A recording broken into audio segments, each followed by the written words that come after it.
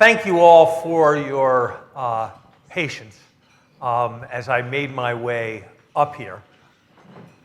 The way I got this injury was by attending an establishment Bretton Woods Global Finance Conference of the kind where it was all people who normally wore coats and ties to work and wrote bureaucratic communiques. And in that environment, I came back with 2 ruptured tendons. So I figured the least I could do was go to a Bretton Woods conference that believed that one had to transcend conventional economics, since I wanted to get a transcendently different outcome.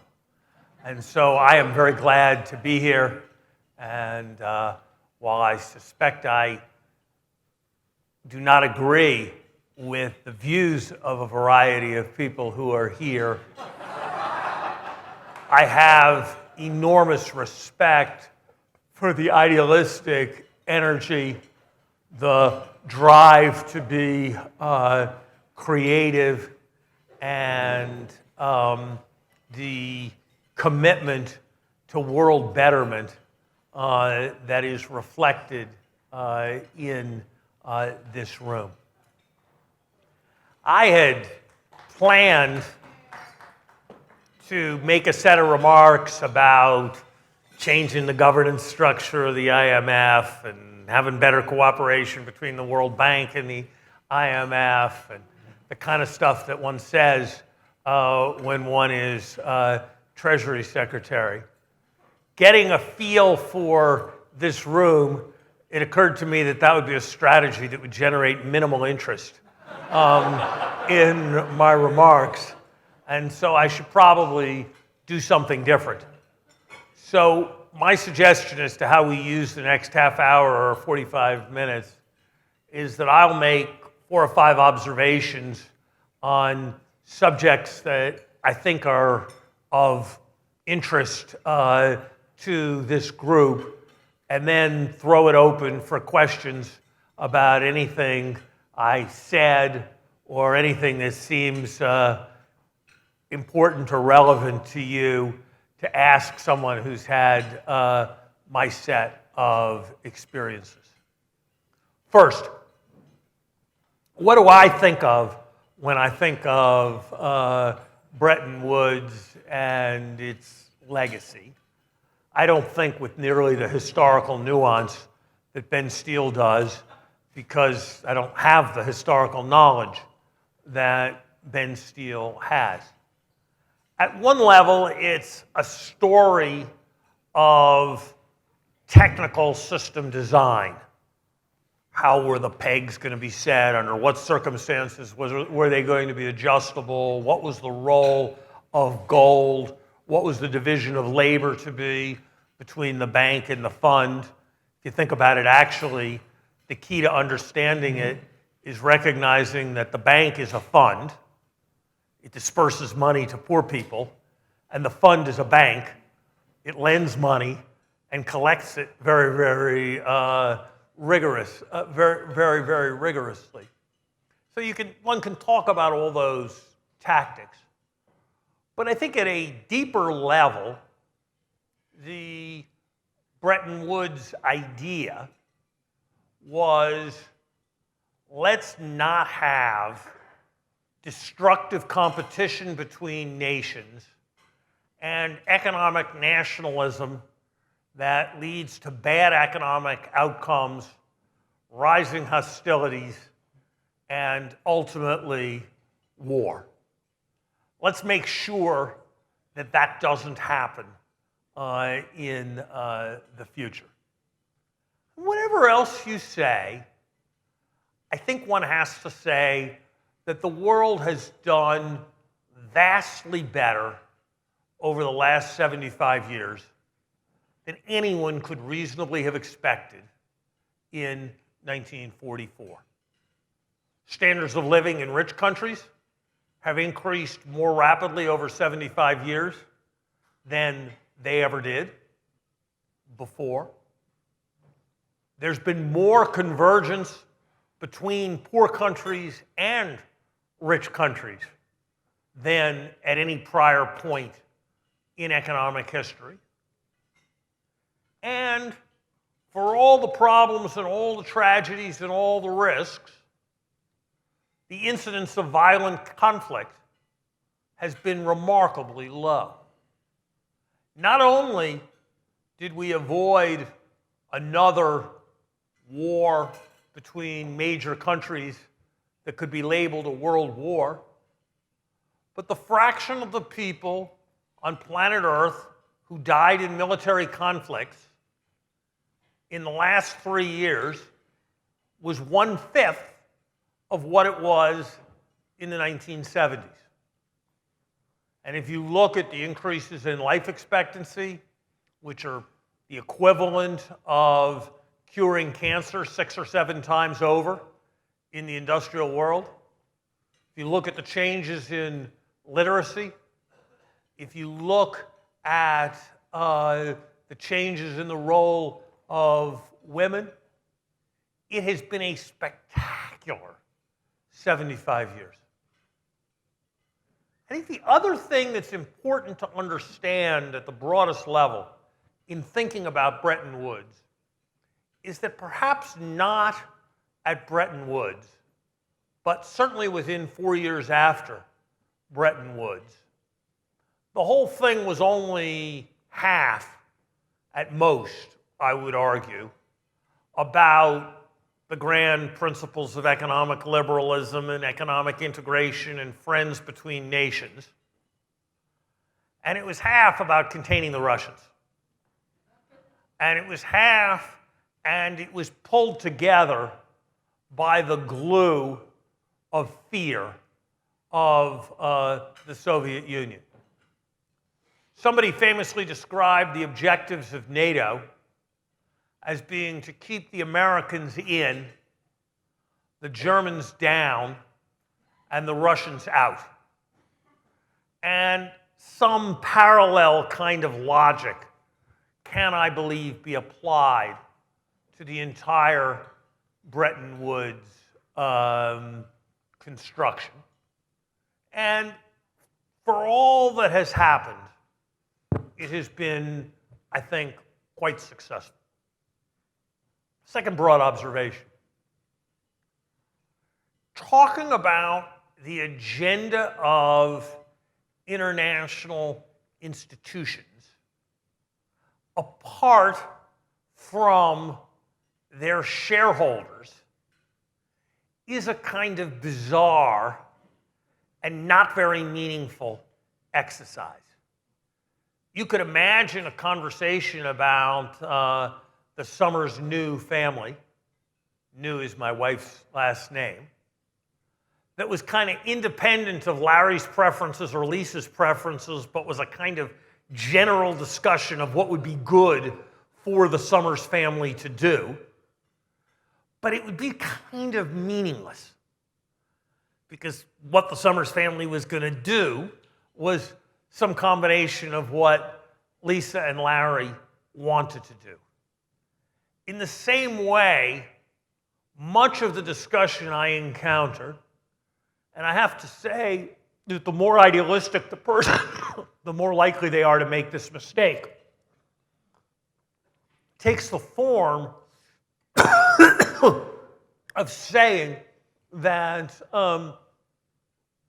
international institutions should have a certain agenda.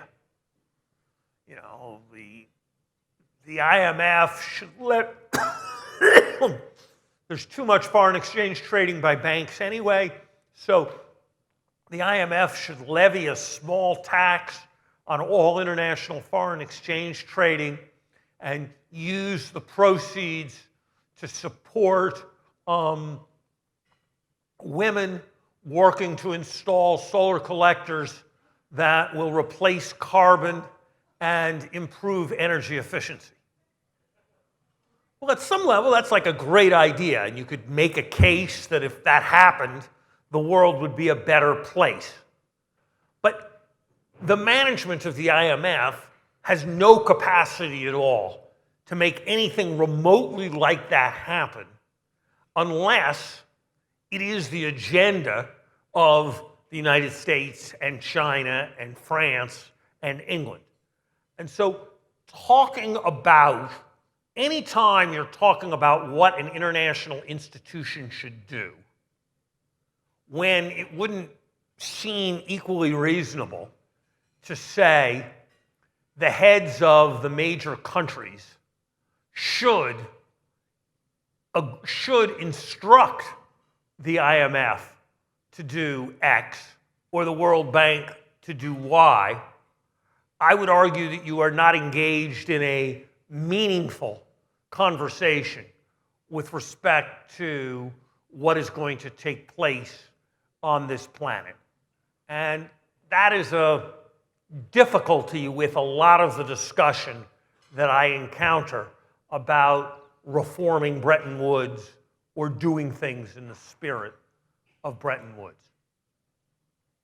The third thing that I would say in the same regard, and these are really basically somewhat disconnected observations that have in common that they have as their intent provoking you, is that there was no system that was going to be in place after World War II. So everybody had to create a new system. It is fundamentally different to write on a blank page than it is to edit an already filled printed page.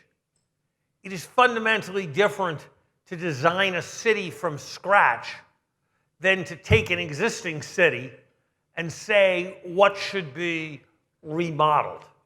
And so the sentence that one often hears, we need the boldness and the imagination of Bretton Woods, is, I think, a somewhat unrealistic and misguided kind of sentence, even as an aspiration.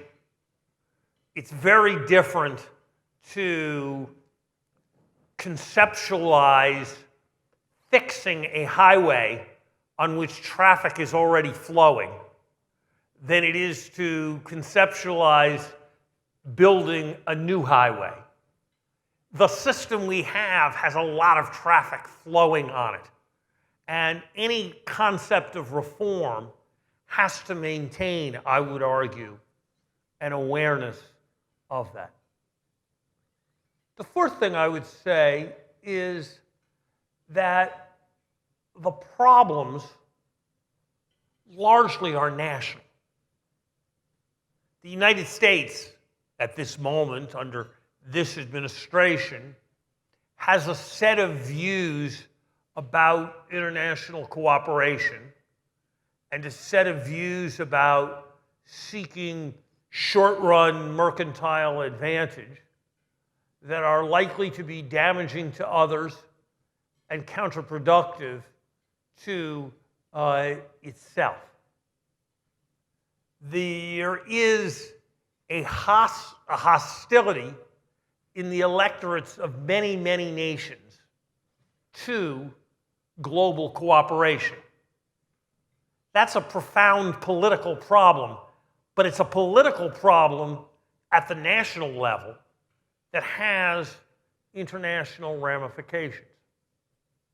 I would suggest that some part of it has to do with the fact that over time, the international global cooperation agenda has come to be the agenda of the citizens of Davos rather than the citizens of Detroit or Dusseldorf or Dahomey. That, for example, the question of how vigorous the protection of the Disney Corporation's intellectual property in Mickey Mouse needs to be all over the world is at the center of discussions of free trade agreements, even though it's something that never crossed David Ricardo's mind. And even though the issues don't really involve freedom of trade, they actually involve in some ways restriction of trade in service of certain property rights. That's a first order issue that heads of state discuss. At least until very recently, the question of why tens of trillions of dollars of wealth that generated income could be located in places where no jurisdiction collected taxes on the income and where those who held the wealth paid nothing in taxes, that was considered a good issue for the assistant secretaries of finance. And examples of that kind can be proliferated. And so it's perhaps not so surprising that the domestic constituency for global cooperation has diminished as the agenda of global cooperation has been seen increasingly as being that of global elites on the one hand and the globally desperate on the other, but not the interests of middle-class citizens. I want to say some cautionary things about global currency reform and about cryptocurrency and new forms of money. I say that with the recognition that no one knows the future and I could easily turn out to be wrong. But I would invite you to consider 3 points. First, payments and the facilitation of payments is an important economic subject, but it is probably not an ultimately profound economic subject.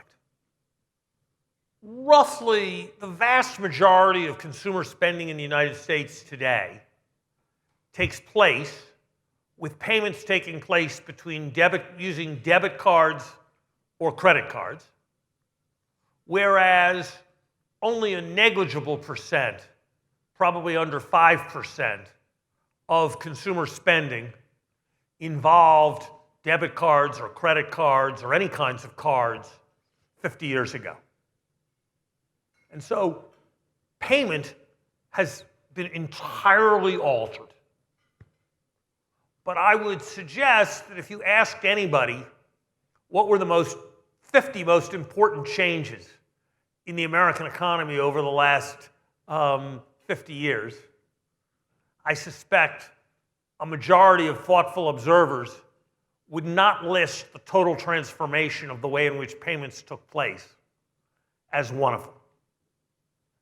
And so it is a grave mistake to suppose that because you're transforming payments, even if you are, that you are doing something that is immensely profound.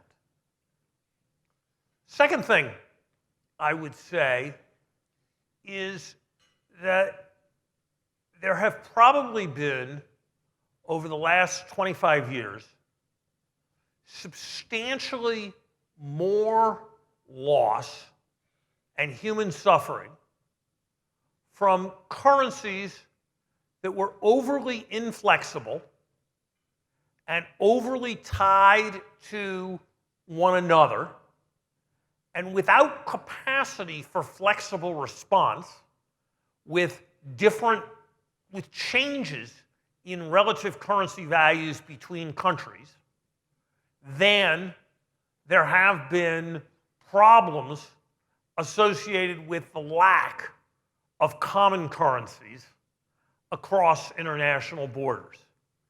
Yes, it is true that the process of sending money from Dubai to Pakistan or from the United States back to Mexico is much more complicated than it would be if there were common currencies. And yes, that is a significant problem. But compared to the depression that has befallen Southern Europe, that has much to do with the fact that the Mediterranean countries can't devalue and can't set lower interest rates than are the appropriate interest rates for Northern Europe, it's actually not a very big problem. Compared to the losses that have taken place because of the excessive maintenance of currency values between Mexico and the United States in 1995 or in Asia in 1997 and 1998. If anything, the world has had need for more capacity for currencies to adjust to changing economic conditions and more capacity for interest rates to adjust to changing economic conditions, which requires that there be currencies that are denominated separately.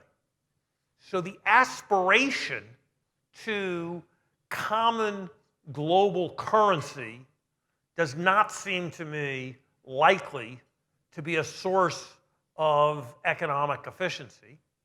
And the fact that the euro area has basically been highly problematic, even between nations that are much more suited to being a common currency area than the world, seems to me to be suggestive further of the validity of this argument.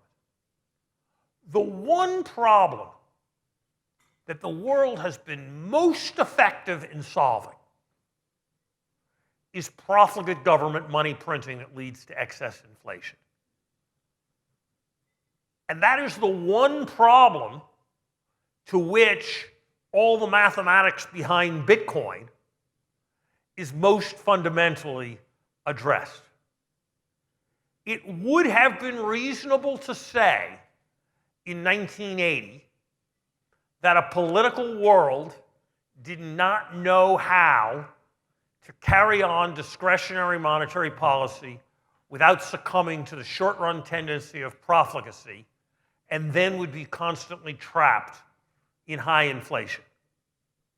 That would have been a plausible proposition in 1979 or 1980. Outside of Venezuela, it is an absurd proposition in 2019.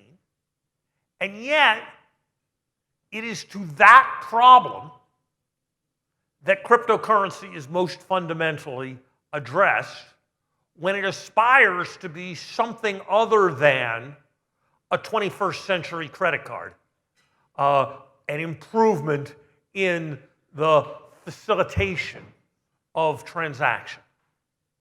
The other argument is that it will be some kind of civil libertarian paradise where governments won't be able to track transactions, and so dissidents will be able to have a lot of money. I don't think in a world where there's as much terrorist finance as there is, where money laundering is as serious a problem as it is, where corruption is as serious a problem as it is, enabling financial transactions to take place invisibly from authorities should be the aspiration of idealists.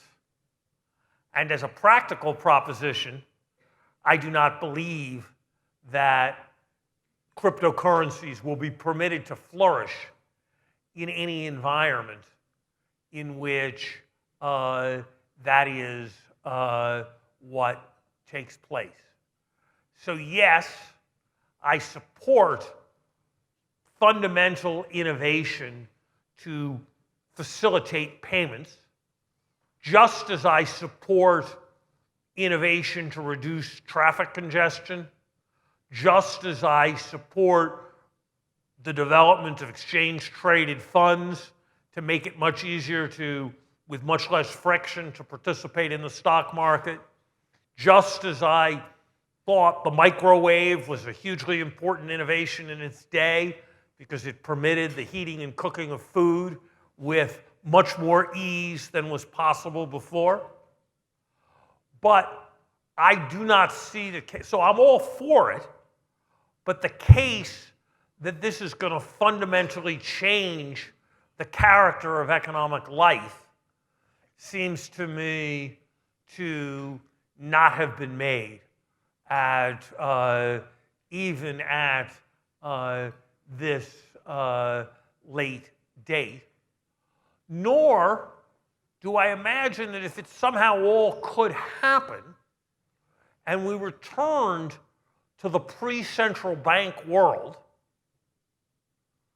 the pre-central bank world with post-central bank speeds of transacting strike me as being a dystopian vision in which all the accelerants to panic that the world has developed in the last century would be present, and the principal mitigants to panic that the world has developed in the last century would not be present.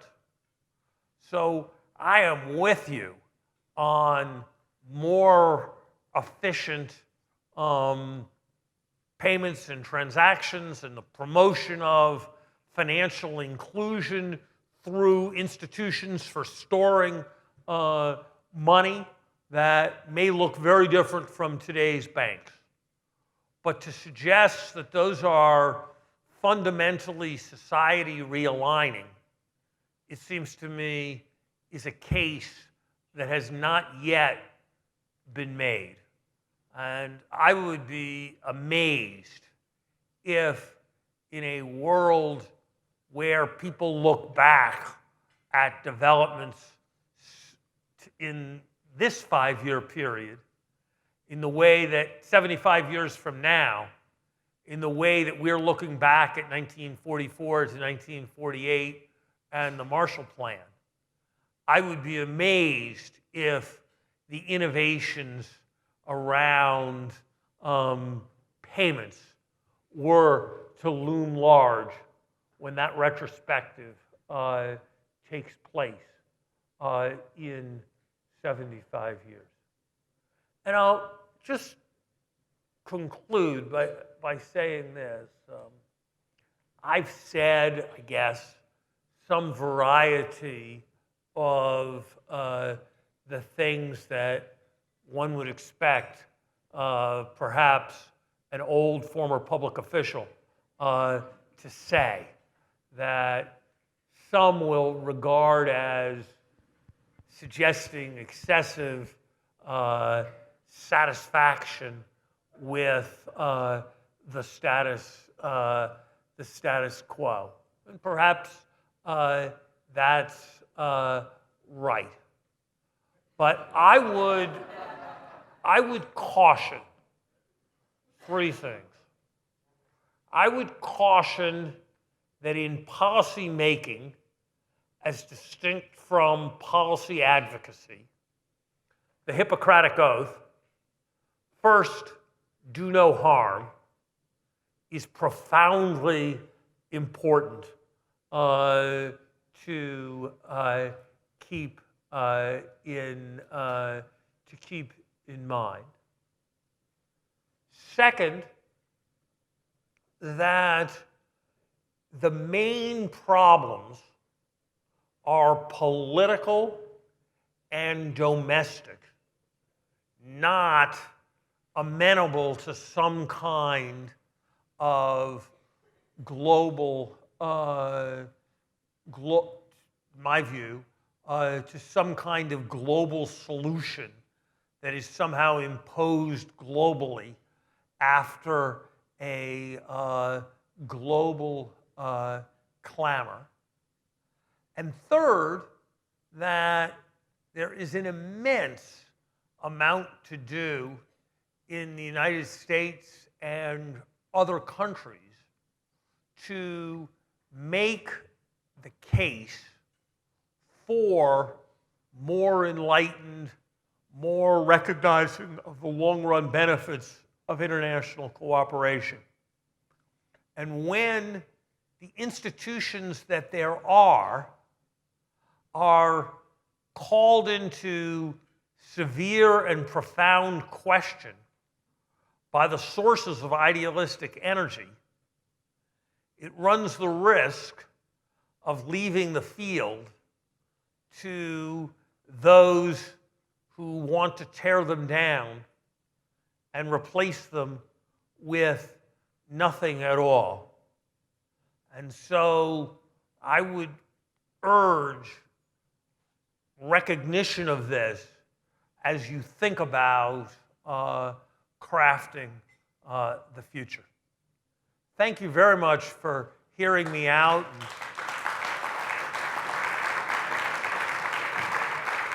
I will welcome any questions or briefly framed criticisms to which I will attempt to respond. Hi, Larry. This is Noriel. Great remarks as usual. So 75 years ago in this hotel, the economic, monetary, trading, financial system that has ruled the global economy was started.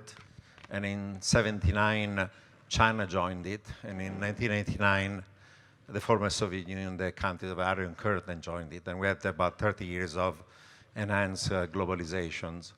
Today, there is a worry that there is a beginning of a trade war, but also a tech war, a financial war, and maybe a cold war between US and China. And the results of it might be decoupling, balkanization of the global economy, not just of tech supply chains, essentially disruption of what has been the global economy, decoupling, balkanization, deglobalization, whatever you want to talk about. Do you think that's what's going to be happening? And can we avoid it? So are we going to have another Cold War II? It's going to completely break up the current global economic and financial system. I'll tell you what, if we do groups of 3 questions, we'll get more questions and comments. Okay, my question's really different. I'm Valerie Craig with the National Geographic Society. You said you wanted to be thought-provoking or provoking, and I think you were. From the beginning to the end, I think you bookended where I have questions. So you started talking about all of the benefits that came out of the first Bretton Woods, but what you didn't get to was where we've ended up with massive inequality and huge environmental degradation and extracting resources so far beyond planetary boundaries.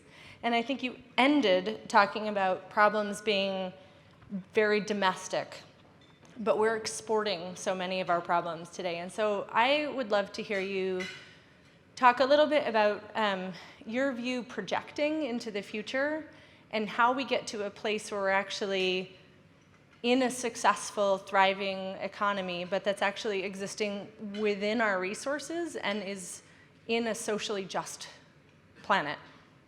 Basically, in your 2 questions, you've probably touched on what I'd say are probably the 2 most important questions on which historians in 2100 will judge policymakers in the first quarter of the 21st century: China and global climate change.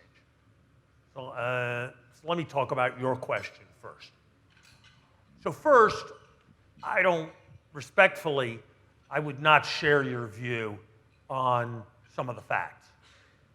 If you look at the extent of inequality on planet Earth, that is the gap between the richest 10% of the people on planet Earth and the poorest 10% of the people on planet Earth, the Gini coefficient of all the people on planet Earth, you choose virtually any measure of inequality on planet Earth, and it has come down more in the last 30 years than in any 30-year period in human history.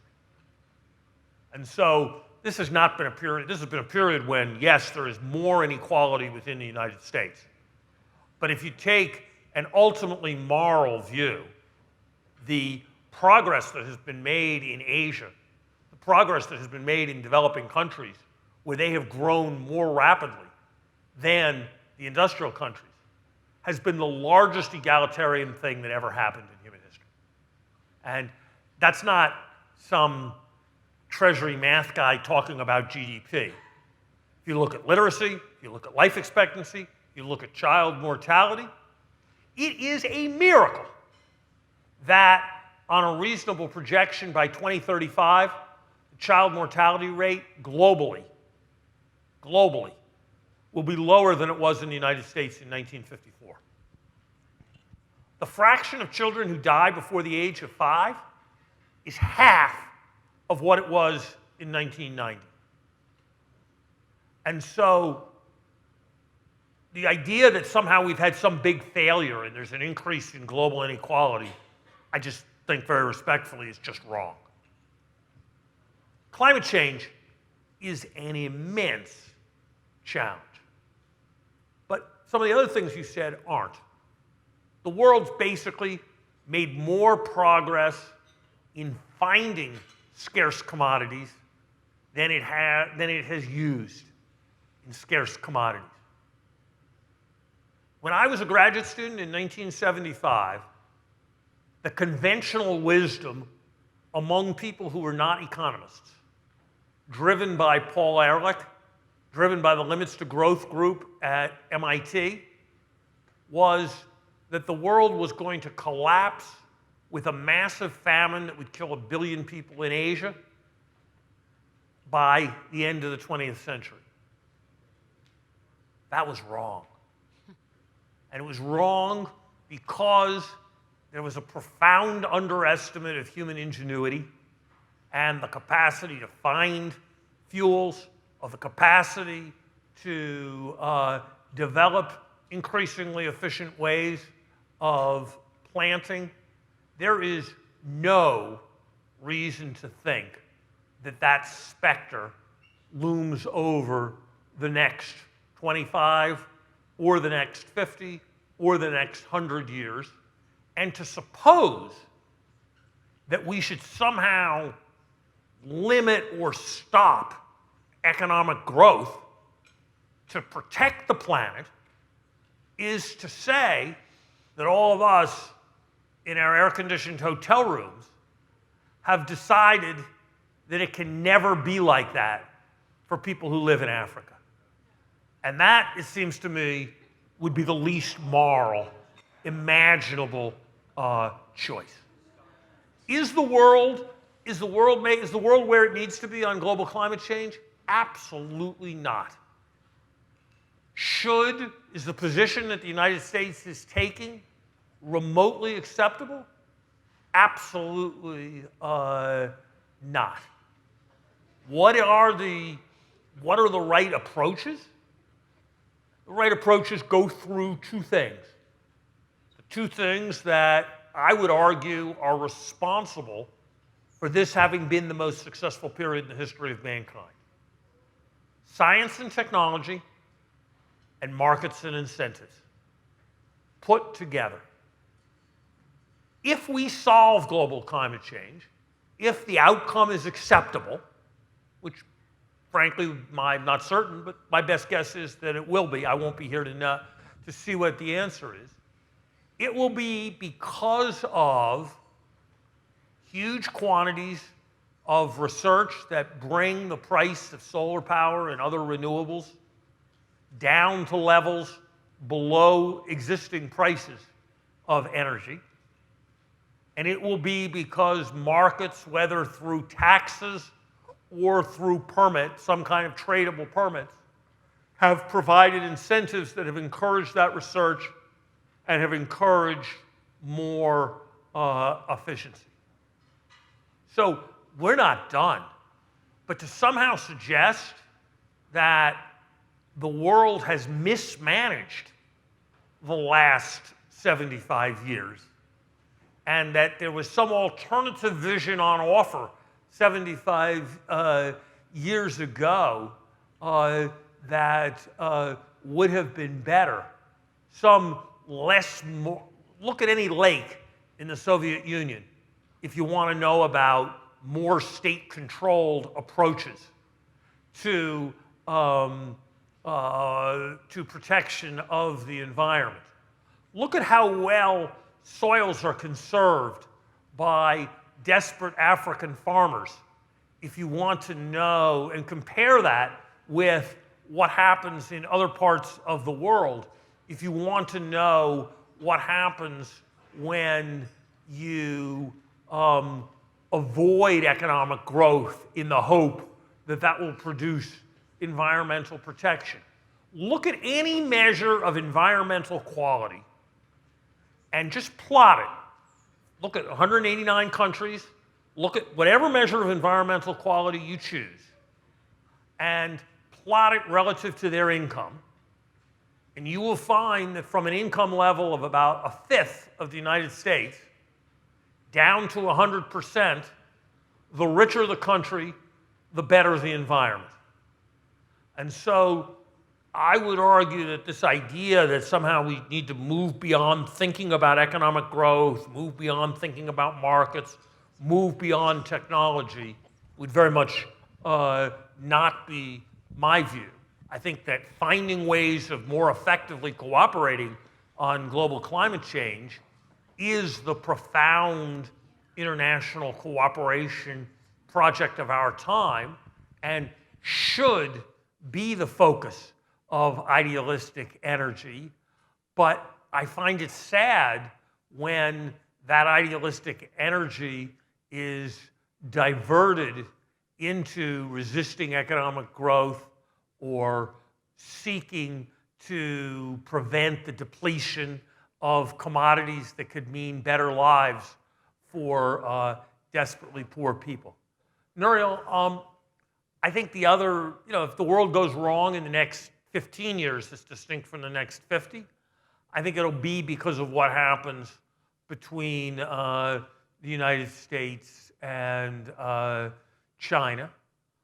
I think the aspirations are significantly different, and management towards finding a solution is very difficult. I have been very alarmed by the extent to which there's now a consensus in the United States that we're in for a new Cold War with China. On what I'm about to remark, I'm pretty well informed, and I think there's a 70% chance at least that the Democratic candidate for president in 2020 will criticize the Trump administration for having been insufficiently firm and hawkish with respect to China. So this is not just a Trump thing. This is a place where America is moving, and I think it's very dangerous. Not because the diagnosis of China as non-benign is in many, many ways accurate, but because I think what's likely to follow from the current American way of thinking could be very dangerous. And the analogy I would use is the period after Sputnik and the period of John Kennedy's presidential campaign about the missile gap and the inaugural address about bear any burden, pay any price, all of that, identifying Russia as a central adversary. That set of assessment and rhetoric is probably what caused Khrushchev to put missiles in Cuba, which was associated with surely the scariest week in the history of the human race. and almost certainly had a great deal to do with our feeling a need to be in Vietnam, which was probably the most consequential policy error the American government made in the last 50 years. So yes, I think it's very worrisome, and I think America needs a more nuanced strategy than the one that it has, and the dominant critique, which is that we can go after China in an even more harsh way if we multilateralize our effort rather than doing it unilaterally, which is the principal theme of the Trump critics. I think it's probably right, but I don't think addresses what are the most fundamental of the concerns. Yeah. Professor, in the last 10 years, China and Russia have separately tripled their gold reserves. And my question is, do you have any thoughts on why they have done that? Probably because they think, probably in part because they want to have diversified reserves and not be completely in dollars. And it's a little desperate. What are you going to invest in? You're going to invest in the euro, which might collapse. You can invest in the yen. You can invest in the British pound. You got to invest in something. And so the need to not be in dollars and be in something, I think, is an imperative that points towards some increase in the holding of gold. Maybe they think that gold's going to go up in value is another part of the story. I think it's important to remember that, just to put things in some perspective, and I don't have these numbers in my head, but I think what I'm going to say probably leaves the right